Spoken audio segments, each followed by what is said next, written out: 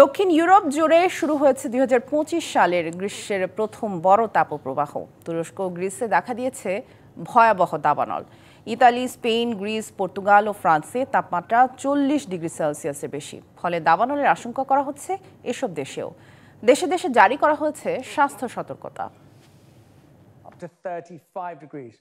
ইউরোপের বেশিরভাগই শীতপ্রধান দেশ, তবে সম্প্রতি দেশগুলো পড়ছে ভয়াবহ তাপপ্রবাহে। বেশিরভাগ দেশেই তাপমাত্রা ছাড়িয়েছে ৪০ ডিগ্রি সেলসিয়াস।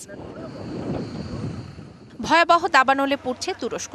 স্থানীয় সময় রবিবার সমুদ্র তীরবর্তী ইজমির প্রদেশের বনাঞ্চলে লেগে যায় আগুন, যা বাতাসের তীব্রতায় মুহূর্তেই ছড়িয়ে পড়ে আশেপাশের এলাকায়। আগুনের লেলিহান শিখা পৌঁছে যায় তুরস্কের জনপ্রিয় পর্যটন নগরী মেন্ডেরেসেও। ফলে সাময়িকভাবে বন্ধ করে দেয়া হয় ইজমির আন্তর্জাতিক বিমানবন্দর।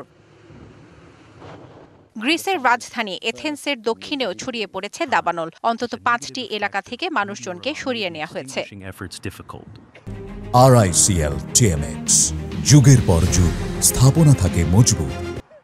তীব্র তাপপ্রবাহের কারণে পর্তুগালের ২/৩ এলাকায় জারি করা হয়েছে উচ্চ সতর্কতা। রাজধানী লিসবনে তাপমাত্রা ৪২ ডিগ্রি সেলসিয়াস পর্যন্ত ওঠার পূর্বাভাস দেওয়া হয়েছে। চরম অগ্নি ঝুঁকির সতর্কতা জারি করেছে জাতীয় আবহাওয়া সংস্থা।